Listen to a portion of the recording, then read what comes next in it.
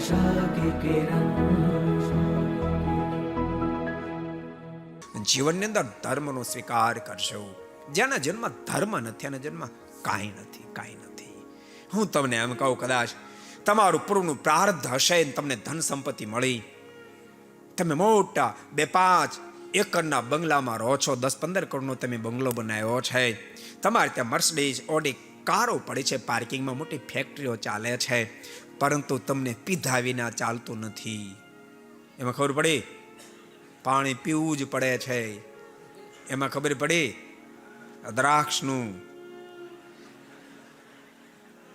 નથી પીધા વિના ચાલતું, નથી ખાધા વિના ચાલતું.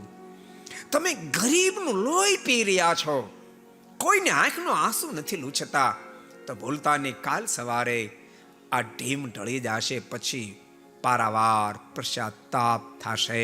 માટે ડાહ્યા બનજો ભગવાનના ભક્તો. આપણી કોઈની, તમારી અમારી કોઈની મહાનતા, વાસ્તવિક મહાનતા આ દુનિયાની કોઈ મોટપથી નથી, કોઈ મોટપથી નથી.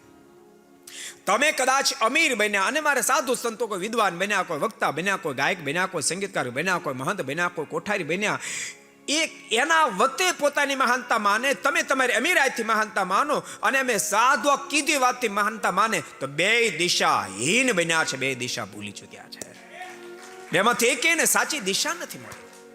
તમારી અમારી પ્રત્યેક વ્યક્તિની મહાનતા પરમાત્માના સંબંધથી છે. જેને પરમાત્મા સાથે લગાવ છે એ શ્રેષ્ઠ જ્ઞાતિમાં જન્મો તોય ભલે, ઉપેક્ષિત જ્ઞાતિમાં જન્મો તોય ભલે, બધા જ મહાન છે.